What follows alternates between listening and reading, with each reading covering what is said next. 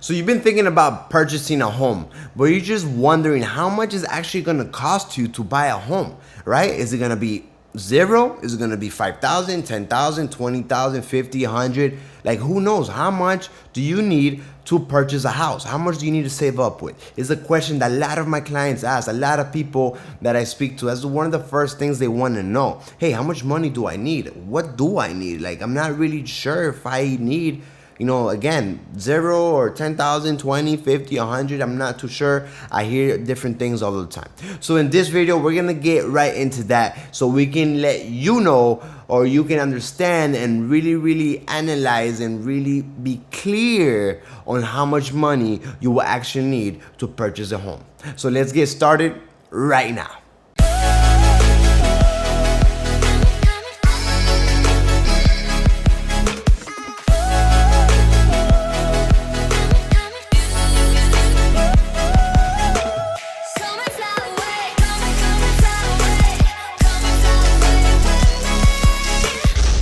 What's going on, everyone? Welcome back to another video. For those of you that don't know me, my name is Hans Weisfeld. I'm a real estate agent in Miami with Keller Williams. And if you haven't yet subscribed to my channel, please consider subscribing. I come out with really cool videos about Miami and about real estate, and I'm sure you don't want to miss any of them. Alright, so let's not waste any more time and let's get into it right now. So a lot of my clients, a lot of friends, a lot of people I hang out with, and a lot of people that I speak to always want to know that main thing. How much money do I need in order to purchase a home?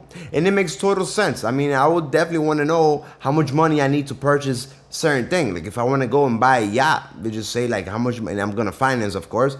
I want to know how much do I need. Like, I have no idea about yachts. I really don't know how much money I would need. I don't know if maybe I could get it financed with 3%, with 10%, with 20, with 50. I have no idea, right? So I imagine the same thing with my clients. I put in, I put myself in their shoes. And again, if they're not real estate agents, they never bought a house, so they have no idea. Like, why would they have an idea, right? They're just now getting started into knowing.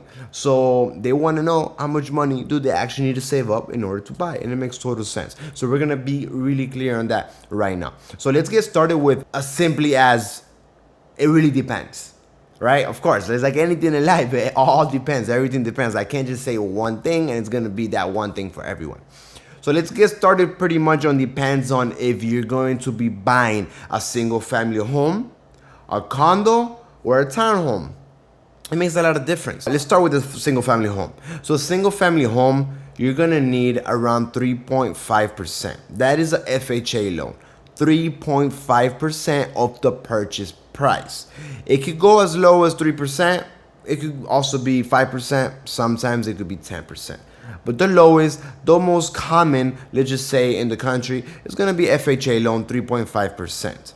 Okay, I'm not going to get into what a FHA loan is and the different types of loans. That's going to be for another video. But I'm just going to let you know so you understand and you're clear on how much money.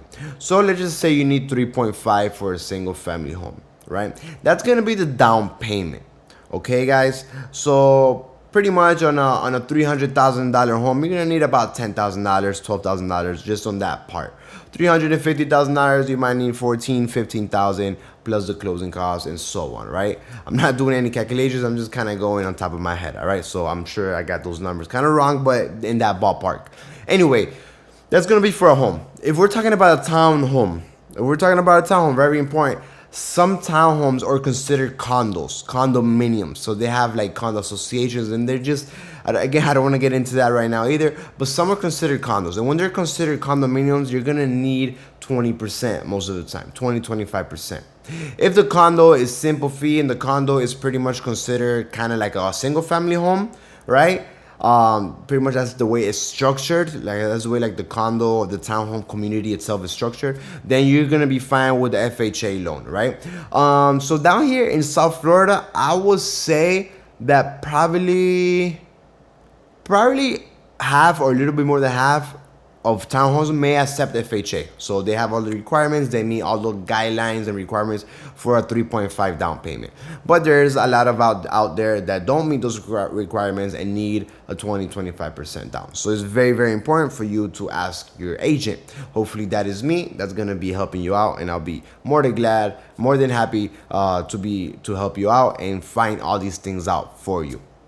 Then we have the condo, right? A regular condominium. A condominium is going to be a big building, an apartment, even if it's 2 stories, even if it's a 2-story little apartment complex, right? Let's say in Miami Beach, there's tons of those little ones. That's still kind of considered a condominium. So these places, you're going to need 20-25% down. You may be wondering, why all that difference? Why 3%, 3.5, 5, 10, 20, 25? Why? What the hell is going on? Why is all that? Well, put yourself in the shoes of a lender, right? So let's just say that I want to buy a $200,000 home. Doesn't exist in Miami, but let's just say I want to buy a $200,000 home, and I'm putting down $10,000, right? So me as a borrower, I'm putting down $10,000, and you as the lender, you're giving me $190,000. Crazy. It's crazy, right? You're thinking about it. So I'm gonna go to you. Hey, if I give you 10,000, can you give me 190,000? It's almost like, why would I do that? Especially at interest rates that are super low right now, right? 3%, less than 3, a little bit more than 3. So I'm gonna give you all this money just for 3%. Like, that's kind of crazy, especially when it's risky. So you have to always put yourself in the lender's shoes, right? So again, so to make things simple, when it comes to a single family home, pretty much the lenders are gonna look at the home, the structure. So they're gonna say, also remember that most of the loans are 30-year loans, right? So they're gonna look at the structure of the home, the roof, the foundation. They're gonna look at everything. They're like, okay, the house looks sound, it looks well, right? Structured, it looks good, like it should last another 30 years, right? That's the term of the loan. And then they're going to look at the person, the borrower. So they're going to look at me. Okay, the credit is good. The income is good. Like good history. Okay, so those are 2 easy things to look at. Not easy, but those are just 2 things you look at. And then you can qualify. That's why it's a little bit less riskier. But when it comes to a condominium, it gets a little bit more difficult. A condominium is not things that you as a lender, you can control, right? You can't really control, or you as a borrower, you can't really control lawsuits that happen in the condo association. Or let's say a construction worker goes in there and they don't get paid, they could put a fine, a lien on the condominium. There could be so much different things. If it's tons of investors and they default, then it's a lot riskier for the lenders. There's a lot of things that could happen in a condominium when there's more than one party involved. That me as a lender, if I'm giving you money, it's a lot riskier for me because I don't have all the control over what's going on, and you as a borrower, you really don't either. The association can change rules, can make rules, and that could it could cost me money and it could harm me money. Because at the end of the day, if the borrower defaults, stops paying, then me as the lender, I'm the one that keeps the property, right? So I need to also watch out for myself. So that's why it's a lot riskier, and that's why they require more money, 20-25%. It's totally normal. I have another video on this, but there are different loans and there are different programs where you can go in with 10%, and then there's very, very few condominiums down here in South Florida, or actually in the whole nation, that require just 5%, and then very, very little or even less requiring a 3.5 FHA, very, very little or FHA approved.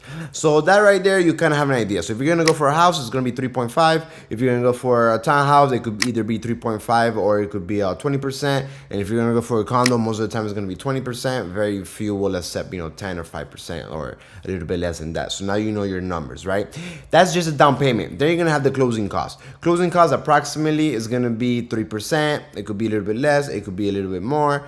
Another 3.5%, let's just say. Now, there are different strategies that me as a buyer's agent, I like to use when I'm helping my clients, right? Use some strategies to try to get them a little bit of credit at closing, so they don't have to come out with so much money from their pocket. But let's just say there's no strategy. Let's say that there's no help at all. That's going to be another 3.5%. So right there, you're looking at 6, 7, 8% of the purchase price total, okay?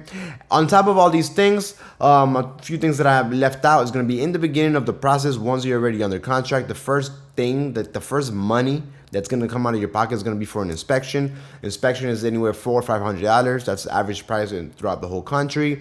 Later down the road, 2 weeks later, you're going to get an appraisal done, right, with the lender. That's gonna also be paid out of your pocket, and that's gonna be 500, 600. It really depends, but that's also gonna come out of your pocket. So those are gonna be the two first expenses that come out of your pocket. Also, as soon as you're under contract, you have to put down the first initial deposit. It could be 1%, 2%, 5%. Really depends on you, the lenders, and what the sellers are asking for. What else is in there? Of course, application fees. If there's a condominium, sometimes they charge for running the credit or the application with the lenders. There's going to be escrow amounts, escrow money. Those are all parts of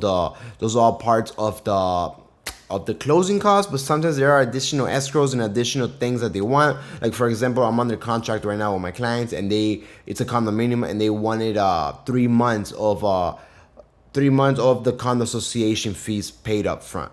Some condos ask for 6 months, so you really need to find out those things. But let's just say there's none of those things. A regular single family home, again, is going to be 3.5 and another 3% approximately in closing costs, and that's going to pretty much make it a 6, 7, 8% total that you're gonna need from out of pocket. And there's really shouldn't be any other costs other than those things. Every other cost, which there are a lot more, but they're all involved. They're already inside of those closing costs, that 3.5, 4% that you're gonna be paying at the end of the transaction, right? The day of closing or a few days before closing, they're gonna ask you to send the wire transfer all that money into the title company, the attorney's account, and a lot of things are gonna be in there that, you know, it's the standards, like everyone really pays for them. And for example, it's gonna be like title search, different types of searches, different types of taxes and documents and doc stamps and different fees and lender fees and a lot of different fees, which most of them are normal. Of course, you're gonna go through those fees with your lender or your agent or your title company. In case you don't know, you could go, you know, line by line, making sure everything is looking good. But just remember, those are all part of your closing costs instead of that number that I told you about. All right, guys, so I really hope this video has helped you determine and really be clear and understand exactly how much money you're gonna need in order to to purchase the home that you so much want. So start building your wealth, purchase a home. Do not be scared. There are a lot of programs out there that do help with down payment and other things. I didn't want to get into that, but there's a lot of help out there for you. If you have any questions at all, please feel free to reach out to me. All my contact information is down below. Feel free to reach out to me at any time. Thank you guys for watching, and I'll see you in the next video.